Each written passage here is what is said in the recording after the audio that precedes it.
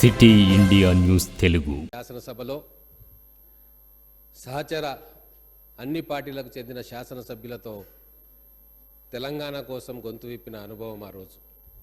మళ్ళీ 10 సంవత్సరాల తర్వాత ప్రజా తీర్పుతోటి స్వేచ్ఛావాయువులు పీల్చుకుంటూ ప్రజా ఆకాంక్షల మేరకు చట్టాలను చేసే ఈ పవిత్ర స్థలంలో మళ్ళీ ఒకసారి నా గొంతును విప్పే అవకాశం ఇచ్చినందుకు స్పీకర్ గారికి ధన్యవాదాలు తెలుపుకుంటా ఉన్నాను.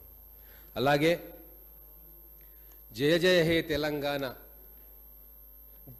జననీ జయ కేతనం ముక్కోటి గొంతుకలు ఒక్కటైన చేతనం అందశ్రీ గారు తెలంగాణ జాతికిచ్చిన స్ఫూర్తి గీతం. కోట్లాది ఉద్యమకారుల యుద్ధ గీతం ఇది. లక్షలాది విద్యార్థుల ప్రభాత గీతం. తెలంగాణ ఉద్యమంలో పోలీసు లాఠీలు తింటూ కూడా పెదవులపైన నాట్యమాడితే ఈ గీతం ఆ దెబ్బలు కూడా పూలదండలై మనం ప్రత్యక్ష సాక్ష్యంగా చూసిన తరుణం అధ్యక్ష. అటువంటి గీతాన్ని, అటువంటి స్ఫూర్తి గీతాన్ని ఈరోజు తెలంగాణ రాష్ట్ర గీతంగా ఈరోజు తెలంగాణ ప్రజలకు మరొకసారి పరిచయం చేసిన మన గౌరవ ముఖ్యమంత్రి గారు రేవంత్ రెడ్డి గారికి, కేబినెట్ సహచరులకు, తెలంగాణ ఉద్యమకారుల తరఫున అందరికీ శతకోటి వందనాలు తెలియజేసుకుంటా ఉన్నాం. గవర్నర్ ప్రసంగం ప్రతి బడ్జెట్ ముందు ప్రతి సంవత్సరము చెప్పడం ఆనవాయితీ అధ్యక్ష. గవర్నర్ ప్రసంగంలో ప్రభుత్వం భవిష్యత్తులో తీసుకోబోయే నిర్ణయాలు, ప్రజాస్వామ్య పాలనలో ప్రజలకు పారదర్శకంగా వివరించే ప్రయత్నం గవర్నర్ ప్రసంగంలో చేస్తారు అధ్యక్ష. మాకు పాస్ట్ లేదు, గతమంతా 10 సంవత్సరాల అరాచకం, భవిష్యత్తు కోసం మాకు తీర్పు ఇచ్చిండ్రు. ఆ భవిష్యత్తు బంగారుమయం చేయడానికి మా ప్రభుత్వం ప్రమాణ స్వీకారం చేసిన కొద్ది గంటల్లోనే ప్రజాస్వామ్య పరిపాలన ఎట్లా ఉంటుందో చేసి చూపించిన అధ్యక్ష. దానికి స్వర్గాన ఉన్న ప్రజాయుద్ధనౌక గద్దర్ గారు, ప్రజాకవి కాళోజీ గారు, తెలంగాణ జాతిపిత ప్రొఫెసర్ జయశంకర్ గారు, ఆచార్య కొండా లక్ష్మణ్ బాపూజీ గారు, వీళ్ళందరూ కూడా పైన స్వర్గంలో నుంచి మమ్మల్ని ఆశీర్వదిస్తూ ఉన్నారు. మనం ప్రజాస్వామిక పరిపాలన అంటే ఏంది అధ్యక్ష? స్వేచ్ఛ ఉండాలి పరిపాలనలో, భావ వ్యక్తీకరణలో స్వేచ్ఛ ఉండాలి, చేసే పనిలో స్వేచ్ఛ ఉండాలి. కౌన్సిల్ ఆఫ్ మినిస్టర్స్ స్వేచ్ఛగా పరిపాలన కొనసాగించాలి, అధికారులు స్వేచ్ఛగా నిర్ణయం తీసుకోవాలి, ముఖ్యమంత్రి వారికి అధికారాలు ఇవ్వాలి. అదే కదా స్వేచ్ఛ. ఆ స్వేచ్ఛ కోసం కదా మనం కొట్లాడింది, ఆ స్వేచ్ఛ కోసం కదా తెలంగాణలో అనేక ఉద్యమాలు వచ్చినాయి. ఆ స్వేచ్ఛ కోసమో సీమాంధ్ర పరిపాలన నుంచి విముక్తం కావాలని చెప్పి మనం కోరుకుంటున్నది. మరి 10 సంవత్సరాల్లో ఆ స్వేచ్ఛ మనకు లభించిందా అంటే అది లభించలేదు. ఆ స్వేచ్ఛ ప్రగతి భవన్ గడిలో, ఫామ్ హౌస్ నీడలో బందీ అయిపోయిన విషయం తెలంగాణ ప్రజలు గమనించారు. కాబట్టి ఈరోజు అద్భుతమైన మెజార్టీతో ఒక అఖండమైన తీర్పును తెలంగాణ ప్రజలు ప్రపంచానికి ఇచ్చి చూపించారు. అధ్యక్ష, మాకు గవర్నర్ గారు ఇచ్చిన ప్రసంగం ఒక్కొక్కటి కూడా మేము తయారు చేసుకున్న ఈ మేనిఫెస్టో ప్రతిరూపం అధ్యక్ష. గౌరవ ముఖ్యమంత్రి గారి నేతృత్వంలో అనుభవజ్ఞులు, విద్యావంతులు, అపార రాజకీయ అనుభవం ఉన్న మా శ్రీధర్ బాబు గారి చైర్మన్గా మేము ఒక మేనిఫెస్టోను తయారు చేసుకున్నాం. ఆ మేనిఫెస్టో తెలంగాణలోని అన్ని వర్గాలు, అన్ని సమాజాలు కలిసి వచ్చి గాంధీ భవన్కి వచ్చి 10 సంవత్సరాల్లో మాకు ఈ కష్టాలు వచ్చినాయి, మా కష్టాలు తీర్చే ప్రభుత్వం కాంగ్రెస్ ప్రభుత్వమే, కాబట్టి ఇవన్నిటినీ కూడా మేనిఫెస్టోలో చేర్చమంటే అవన్నీ తీసుకొని కూర్పు కట్టి ఒక హారంగా మేనిఫెస్టోలో చేర్చుకున్నాం. ఆ మేనిఫెస్టోనే గవర్నర్ గారి ప్రసంగంలో తూచా తప్పకుండా ప్రభుత్వం అమలు చేస్తుందని చెప్పడం జరుగుతుంది అధ్యక్ష. ఏమున్నది అధ్యక్ష? ఈ సభలో లేరు వారి పేరు నేను ప్రస్తావించా, కానీ వారు చెప్పిన మాటలు నేను ప్రస్తావించదలుచుకున్నా. కాంగ్రెస్ పార్టీ మేనిఫెస్టో 420 అంశాలు ఉన్నాయని చెప్పి హేళనగా మాట్లాడింది అధ్యక్ష. నేను ఈ మేనిఫెస్టోని చూపుతా ఉన్నా, నేను కూడా లెక్కబెట్టిన అధ్యక్ష ఎన్ని అంశాలు ఉన్నాయి.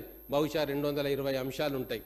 లేదు అంటే ఇంకొక 30-40 అంశాలు చాప్టర్లను కలుపుకుంటే 250 అంశాలు ఉంటాయి. మరి నాకు అర్థం కాని విషయం అధ్యక్ష, ఈ 420 సంఖ్య ఎందుకు వచ్చింది, ఎక్కడి నుంచి వచ్చింది, దానికి మూలమేంది అని చెప్పి ఒకసారి మనం ప్రశ్నించుకోవాలి. ఒకవేళ 2014లో వాళ్ళు ఇచ్చిన మేనిఫెస్టో అంశాలు, 2018లో బీఆర్ఎస్ వాళ్ళు ఇచ్చిన మేనిఫెస్టో అంశాలు అన్నీ కూడగడితే 420 అయ్యిందా ఒకసారి వాళ్ళని చూడమంటా ఉన్నా. లేదా మొత్తము ఇచ్చిన అంశాలు ఇచ్చిన మేనిఫెస్టో, ప్రజలకు ఇచ్చిన వాగ్దానాలు ప్రతి పేజీలో అబద్ధం ఉంది. ఇది 2014లో టీఆర్ఎస్ పార్టీ ఇచ్చిన మేనిఫెస్టో. వాళ్ళకి పంపుతా, వాళ్ళ సీనియర్ నాయకులను పేజీ చూసుకోమని చెప్తా ఉన్నా. గుండె మీద చేసుకొని ఆత్మసాక్షిగా చెప్పమనండి. వాళ్ళు ఇచ్చిన మేనిఫెస్టో 9 సంవత్సరాల్లో వాళ్ళు ఎన్ని అమలు చేసిర్రు, ఎన్ని అమలు చేయలేదు. ప్రతి ఒక్క పేజీలో నేను టిక్కు పెట్టినా ప్రతి ఒక్క పేజీలో ఒక అబద్ధం దాగి ఉంది, ఒక వంచన దాగి ఉంది, ఒక మోసం దాగి ఉంది. అది తెలంగాణ ప్రజలు గుర్తించరు కాబట్టి ఇక్కడున్న వాళ్ళు అక్కడికి పోయినరు, అక్కడున్న వాళ్ళం ఇక్కడికి వచ్చిన అధ్యక్ష. ఇది వాళ్ళు గుర్తించాలని చెప్పి నేను కోరుకుంటా ఉన్నా. 420 అంటే 4+2 6. 6 ఎవరు లక్కీ నెంబర్ అధ్యక్ష? చేసిన మోసాలు మనసులో ఉన్నాయేమో, మదిలో ఉన్నవేమో. అందుకే ఆ 420 అనే పదం మాటి మాటికి ఆ నాయకుల నోటి నుంచి బయటకు వస్తా ఉంది.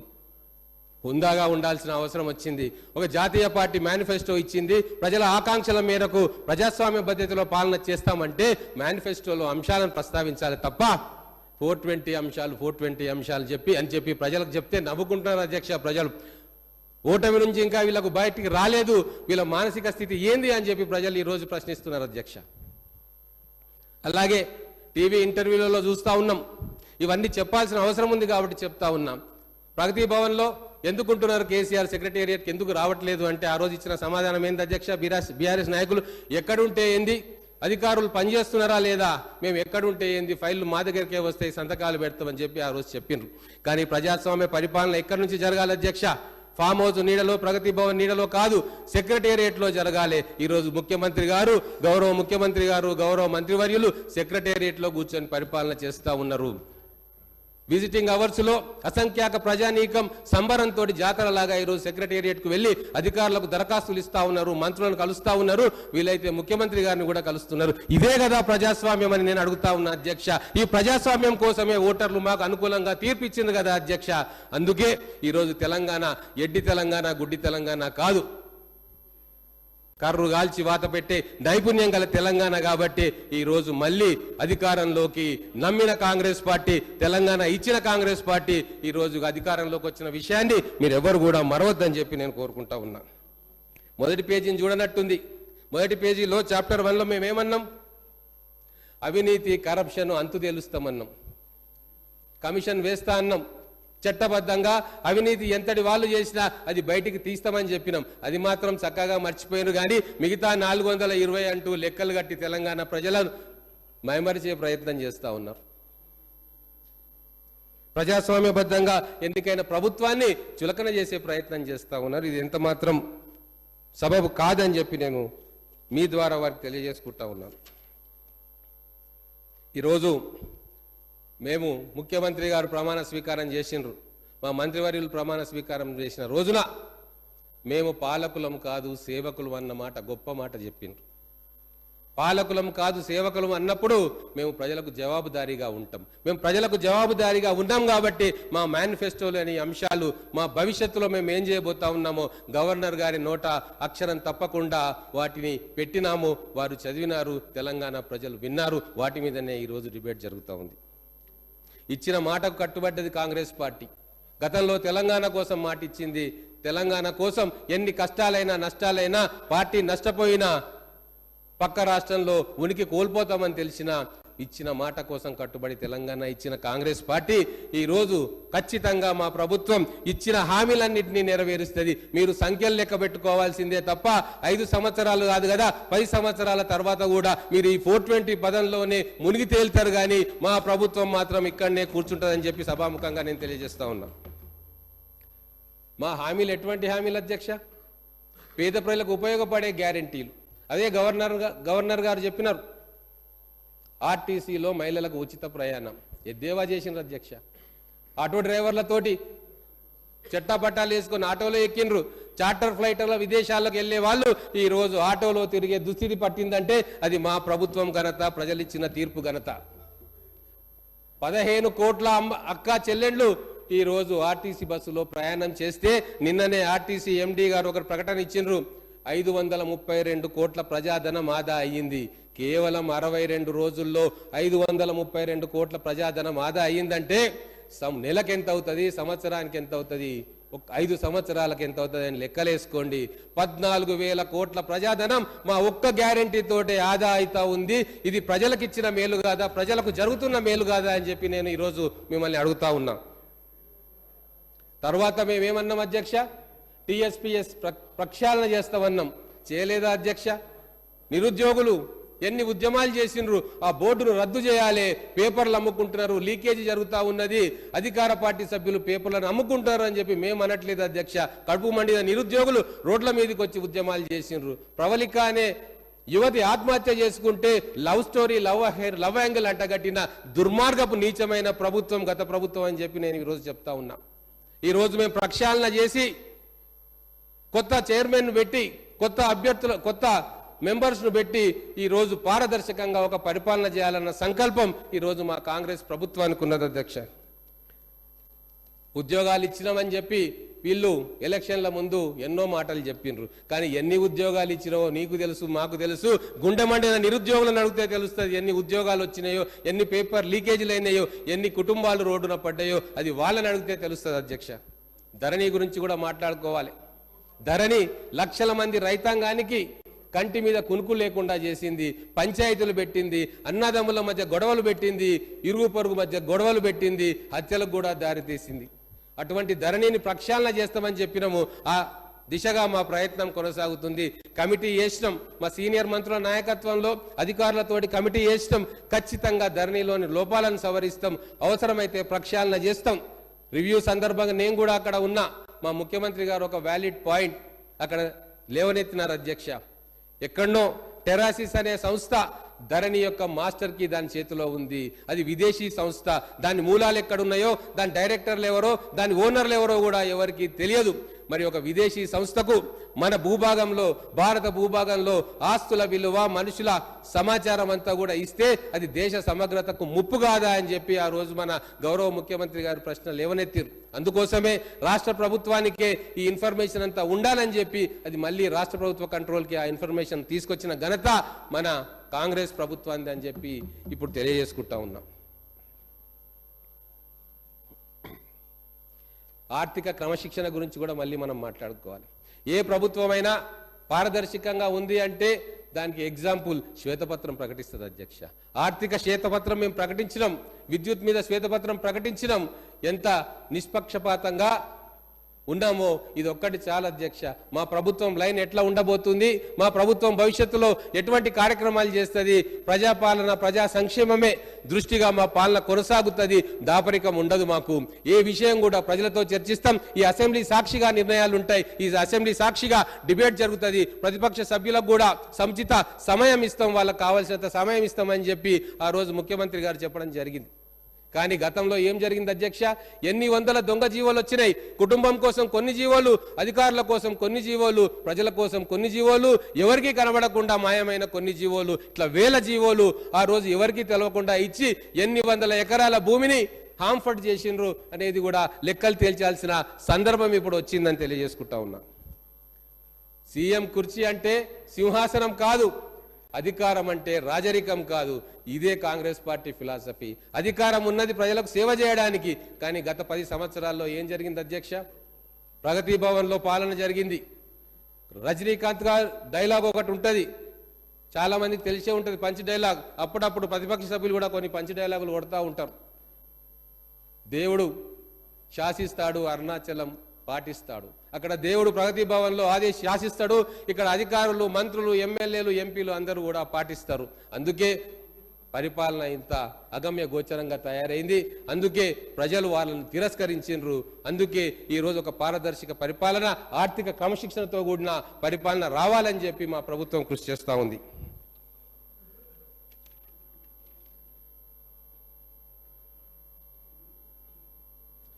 మనకు తెలంగాణ వచ్చిన తర్వాత 16,000 కోట్ల మిగులు బడ్జెట్ తోటి మనం రాష్ట్రాన్ని చూసుకున్నాం అధ్యక్ష. ధనిక రాష్ట్రంగా మనం భావించుకున్నాం. కానీ 10 ఏళ్ల పరిపాలన తర్వాత ఈరోజు దాదాపుగా 7 లక్షల కోట్ల రూపాయలు ఈరోజు అప్పుగా మిగిల్చిపోయింది గత ప్రభుత్వం. మరి దీన్ని సమర్థించుకుంటూ కొంతమంది నాయకులు ఏమంటున్నారంటే మేము ఆస్తులను క్రియేట్ చేసినాము, సంపదలను పెంచుకున్నామని చెప్పారు. ఏం ఆస్తులు క్రియేట్ చేసినారు అధ్యక్ష? 1,00,000 కోట్ల రూపాయలు కాళేశ్వరం ప్రాజెక్టులో పెడితే ఆ మేడిగడ్డ బ్యారేజ్ మునిగిపోతా ఉంది. సుందిల్లా అన్నారం పరిస్థితి ఏముందో తెలియదు. అవా ఆస్తులు నిలబెట్టేదంటే కాంగ్రెస్ ప్రభుత్వం గతంలో నిలబెట్టింది అధ్యక్ష. 60 సంవత్సరాల క్రితం కట్టిన నాగార్జున సాగరము 40 సంవత్సరాల క్రితం కట్టిన శ్రీశైలం ప్రాజెక్టు, 30 సంవత్సరాల క్రితం కట్టిన జూరాల ప్రాజెక్టు నిటారుగా నిలబడి కాంగ్రెస్ పార్టీ డెవలప్మెంట్ మోడల్ ఏంది అని చెప్పి ఈరోజు ప్రపంచానికి సగర్వంగా చాటుతుంది. అదే మా కాంగ్రెస్ మోడల్. మరి బీఆర్ఎస్ మోడల్ ఏంది అంటే కూలిపోతున్న మేడిగడ్డ, శిథిలమవుతున్న పాఠశాలలు, బాత్రూంలు, టాయిలెట్లు లేని వసతి గృహాలు, ఇది బీఆర్ఎస్ పార్టీ మోడల్ అని ప్రజలు నిర్ద్వందంగా తిరస్కరించిన అధ్యక్ష. ఇవన్నీ కూడా చాలా చిన్న విషయాలంట.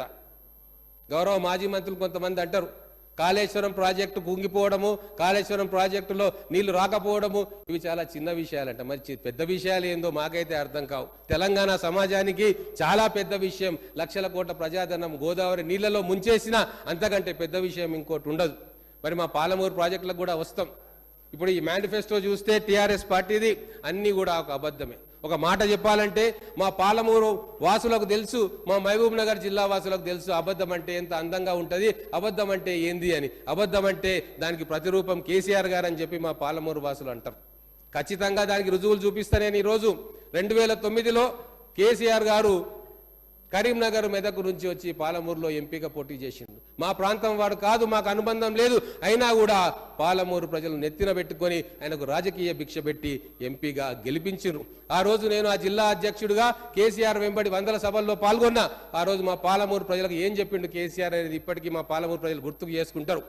కృష్ణానదిలో కాళ్ళడ్డం పెట్టి నీళ్లు మలుపుతా, పెండింగ్ ప్రాజెక్టులు 6 నెలల్లో క్లియర్ చేస్తా, పాలమూరును సస్యశ్యామలం చేస్తా అని చెప్పి 2009లో మాటలు చెప్పిన కేసీఆర్ గారు ముఖ్యమంత్రి అయిన తర్వాత కూడా పాలమూరుకు మొండి చేయి చూపించిన విషయం మా పాలమూరు ప్రజలు గుర్తుకు చేసుకుంటా ఉన్నారు. పెండింగ్ ప్రాజెక్టులు పూర్తి చేయలే. జూరాల నుంచి రావాల్సిన పాలమూరు రంగారెడ్డి లిఫ్ట్ ఇరిగేషన్ ను పైపులకో, కాసులకో, కమిషన్లకో కక్కుర్తిపడి శ్రీశైలం బ్యాక్ వాటర్ కు తీసుకుపోయి ఇప్పటికీ కూడా ఎన్విరాన్మెంట్ క్లియరెన్స్ కావాలని, ఫారెస్ట్ క్లియరెన్స్ కావాలని రకరకాల క్లియరెన్స్లతోటి ఆ ప్రాజెక్టును త్రిశంకు స్వర్గంలా మార్చిన ఘనత గత బీఆర్ఎస్ పాలకులది కాదా అని చెప్పి నేను అడుగుతా ఉన్నా. అందుకే ఈరోజు గౌరవ ముఖ్యమంత్రి గారు ఎడారిగా మారిన పశ్చిమ మహబూబ్ నగర్ జిల్లాను సస్యశ్యామలం చేయడానికి ఆగమేఘాల మీద కోడంగల్ నారాయణపేట ఎత్తిపోతల పథకాన్ని మంజూరు చేసి శాంక్షన్ చేయించిండు. వారికి మా పాలమూరు జిల్లా ప్రజల తరఫున ధన్యవాదాలు తెలుపుకుంటా ఉన్నాను అధ్యక్ష. ఇప్పుడు ఇండస్ట్రీస్ విషయం వద్దాం. మా శ్రీధర్ బాబు గారు వారి నేతృత్వంలో, గౌరవ ముఖ్యమంత్రి గారి నేతృత్వంలో స్విట్జర్లాండ్ దావోస్కి వెళ్ళిన అధ్యక్ష. మొదటి రోజు ఏం న్యూస్ రాలే. సోషల్ మీడియాలో వాళ్ళ పేడ్ వారియర్స్ రాసేసిర్రు అక్కడ ఏం జరుగుతలేదు. గతంలో పోయిన మంత్రి గారు చాలా అద్భుతంగా ఇంగ్లీష్ మాట్లాడతారు కాబట్టి అందరినీ మైమర్పించి ఎంఓయూలు చేసుకున్నారు. వీళ్ళకి ఏం చేత కాదు, విందులు వినోదాల్లో మునిగిపోతున్నారు అని చెప్పి ట్రోలింగ్ వచ్చింది అధ్యక్ష. కానీ తెల్లారి లేసి చూస్తే హెడ్డింగ్స్ ఏమున్నాయి అధ్యక్ష పేపర్లో? 40,000 కోట్ల ఎంఓయూలు సంతకాలు చేసింది మన తెలంగాణ ప్రభుత్వం, గౌరవ ముఖ్యమంత్రి గారి నేతృత్వంలో, గౌరవ ఐటీ ఇండస్ట్రీ శాఖ మంత్రి నేతృత్వంలో. మింగుడు పడలేదు అధ్యక్ష.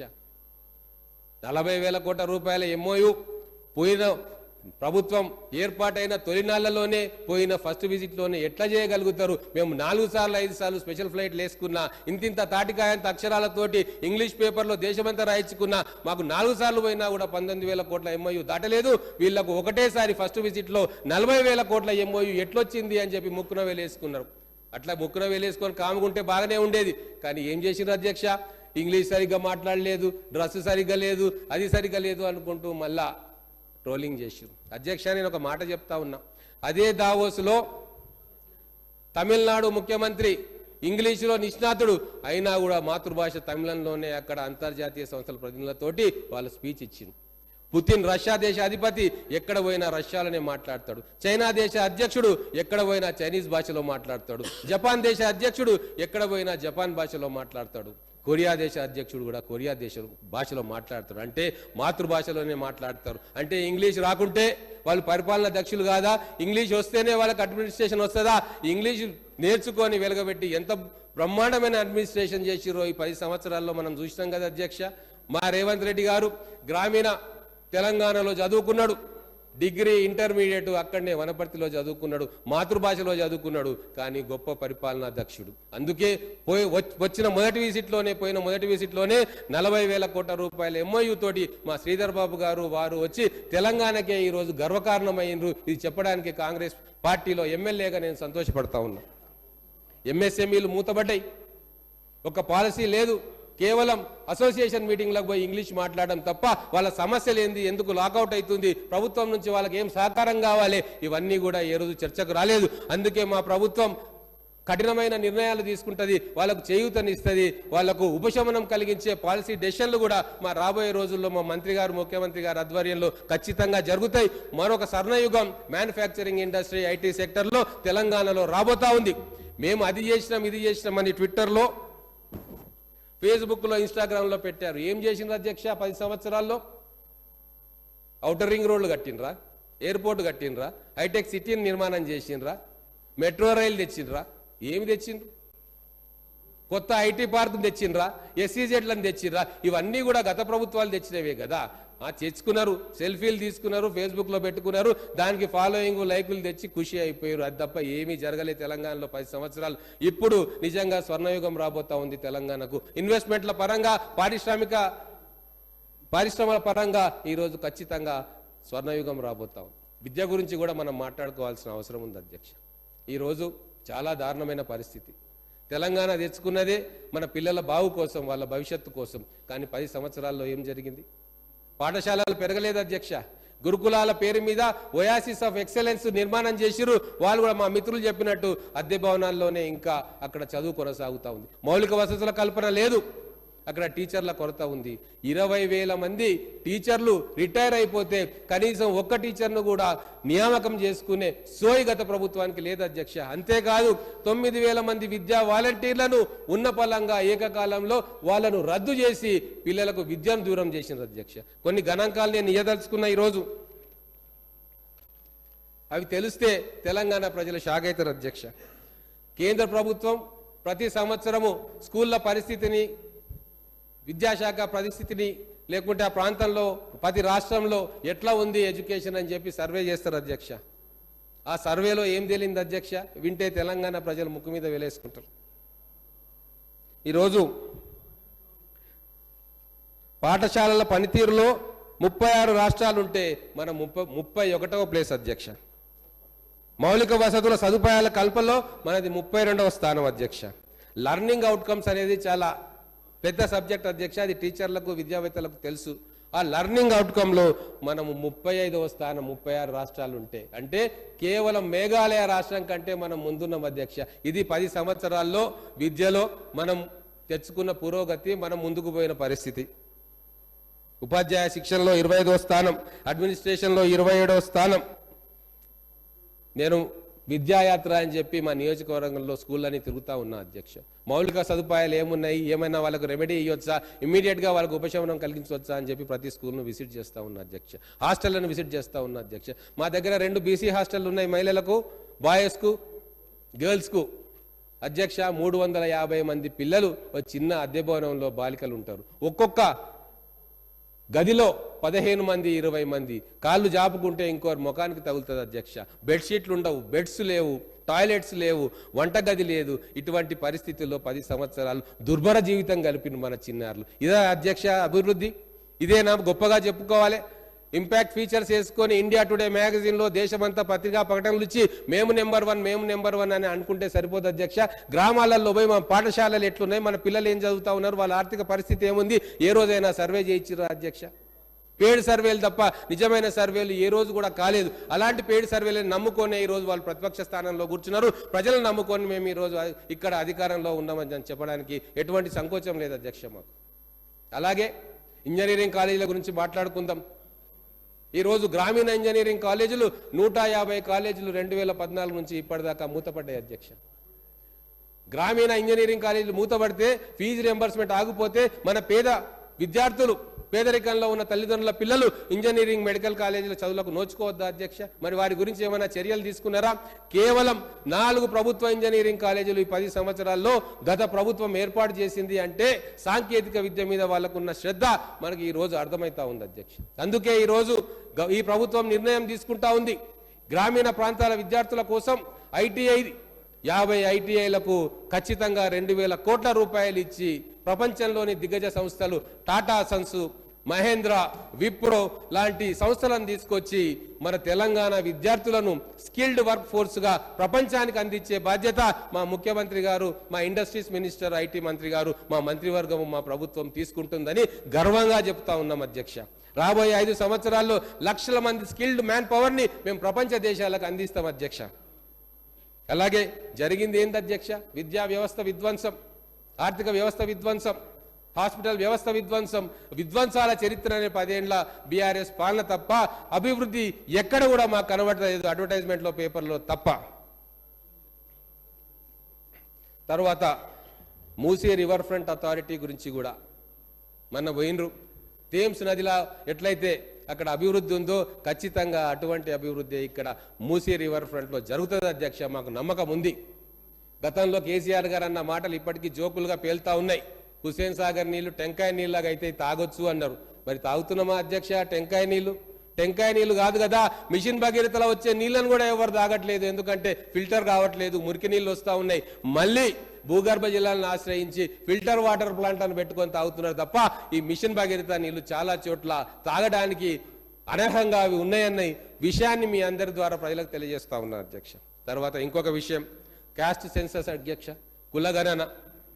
ఈరోజు బీసీ, ఎస్సీ, ఎస్టీ వర్గాలు మా వాటా ఎంత, మా జనాభా ఎంత, మా లెక్కలు మాకు కావాలి అని చెప్పి బీసీ సెక్షన్స్, బ్యాక్వర్డ్ క్లాసెస్, వెనుకబడిన తరగతులు అన్నీ కూడా అడుగుతూ ఉన్నాయి. అది ఎంత పెద్ద విద్య అధ్యక్ష? మేము మా జాతీయ నాయకత్వం కూడా నిర్ణయం తీసుకుంది, కులగణన జరుపుతామని చెప్పి. అలాగే ఇక్కడ రాష్ట్రంలో కూడా నిర్ణయం తీసుకుంది. రేపు అసెంబ్లీలో నిర్ణయం ఖచ్చితంగా ఉంటుంది. కులగణన అనేది ఖచ్చితంగా జరుగుతుంది. మా కాంగ్రెస్ ప్రభుత్వం ఇతర రాష్ట్రాల్లో అధికారంలో ఉంది, అక్కడ కులగణనకు శ్రీకారం చుట్టింది. కొన్ని రాష్ట్రాలు కూడా వేరే బీజేపీ పాలిత రాష్ట్రాలు కాకుండా ఇతర రాష్ట్రాలు కులగణనకు అంగీకారం తెలిపి ఆ ప్రక్రియ మొదలుపెట్టింది అధ్యక్ష. ఇంకొక విషయం, సామాజిక తెలంగాణ గురించి మనం మాట్లాడుతూ ఉన్నాం. నిన్ననే గౌరవ ముఖ్యమంత్రి గారి కుమార్తె వచ్చి జ్యోతిరావు పూలే విగ్రహం ఇక్కడ కావాలని అడిగిండ్రు. ఎంత ఆశ్చర్యం అధ్యక్ష! సామాజిక మాజీ ముఖ్యమంత్రి వారి కుమార్తె వచ్చింది. ఎంత హాస్యాస్పదం అధ్యక్ష! ప్రజలు నవ్వుకుంటారని కూడా వీళ్ళకి తెలియదు. 10 సంవత్సరాలు ఎవరు అడ్డుకున్నారు అధ్యక్ష వీళ్ళను? ఒక్క మాట చెప్తా ఉన్నాను అధ్యక్ష, గత ప్రభుత్వంలో మంత్రివర్గాలు ఎవరి దగ్గర ఉన్నాయో ఒక్కసారి లెక్కలు తీసుకుందాం అధ్యక్ష. బీసీ, ఎస్సీ, ఎస్టీ వర్గాలకు ఏ మంత్రి పదవులు ఆ పరిపాలన దక్కినాయో, ఇక్కడ దక్కినాయో ఒక్కసారి లెక్క తెలుసుకుందాం అధ్యక్ష. గత ప్రభుత్వంలో యానిమల్ హస్బెండరీ, ఫిషరీస్ బీసీ మంత్రి, ఎస్సీ వెల్ఫేర్కు ఎస్సీ మంత్రి, BC welfare, women and child development, tribal వెల్ఫేర్కు ఎస్టీ మంత్రి. ఒక్క ఎక్సైజ్ అండ్ టూరిజమే కొద్దో గొప్ప మెరుగైన శాఖ ఒక బీసీ శాసనసభ్యునికి ఇచ్చారు. మరి ఈరోజు 12 మంది శాసనసభ్యులు మంత్రులుగా ప్రమాణ స్వీకారం చేస్తే దాంట్లో ఒక్కసారి నేను చెప్తా అధ్యక్ష, ఫైనాన్స్ చాలా పవర్ఫుల్ పోర్ట్ఫోలియో అధ్యక్ష, పవర్ అధ్యక్ష, ఈ 2 ఎస్సీ శాసనసభ్యుని చేతిలో ఉన్నాయి అధ్యక్ష. హెల్త్ అండ్ ఫ్యామిలీ వెల్ఫేర్ చాలా పెద్ద పోర్ట్ఫోలియో అధ్యక్ష, ఇది కూడా ఒక దళిత శాసనసభ్యుడు మంత్రిగా ఉన్నారు అధ్యక్ష. ట్రాన్స్పోర్ట్ అధ్యక్ష ఒక బీసీ మంత్రి ఉన్నారు అధ్యక్ష. దానికి పంచాయతీరాజ్ అధ్యక్ష, రూరల్ డెవలప్మెంట్ అత్యధిక నిధులు ఈ డిపార్ట్మెంట్ నుంచే ఖర్చు చేస్తాం అధ్యక్ష. అది ఒక గిరిజన బిడ్డ చేతిలో ఉంది అధ్యక్ష. ఇంతకంటే సాక్ష్యం ఏం కావాలి అధ్యక్ష? సామాజిక తెలంగాణ కోసం, తెలంగాణ బ్రతుకు కోసం, తెలంగాణ భవిష్యత్తు కోసం కాంగ్రెస్ పార్టీ తప్ప ఇంకో పార్టీ పనిచేయడానికి ఇంతకంటే గొప్ప సాక్ష్యం ఏం కావాలి అధ్యక్ష? అయినా మా మిత్రులు మాట వినరు. నేను చెప్పేవన్నీ కూడా వాళ్ళకు ఎక్కదు, ఎందుకంటే వాళ్ళు అధికారం మత్తులో ఉన్నారు కాబట్టి. వాళ్ళ కోసం ఈ మధ్య నేను కూడా వేమన పద్యం, సుమతి శతకం చదువుతున్నా అధ్యక్ష. ఎందుకంటే ఆ మధ్యనే అవతల కూర్చున్న ఒక నాయకుడు ఒక వేమన పద్యం చెప్పిండు. ఎంత బ్యాడ్ టేస్ట్లో ముఖ్యమంత్రి గారిని ఉద్దేశించి అన్నాడు. నేను కూడా ఒక మాట చెప్పి ముగిస్తా అధ్యక్ష. తివిరి ఇసుమున తైలంబు తీయవచ్చు, తవిలి ముగతృష్ణలో నీరు త్రాగవచ్చు, తిరిగి కుందేటి కొమ్ము సాధించవచ్చు, చేరి మూర్ఖుల మనసు రంజింపరాదు. దీనితో నేను ముగిస్తున్నాను అధ్యక్ష.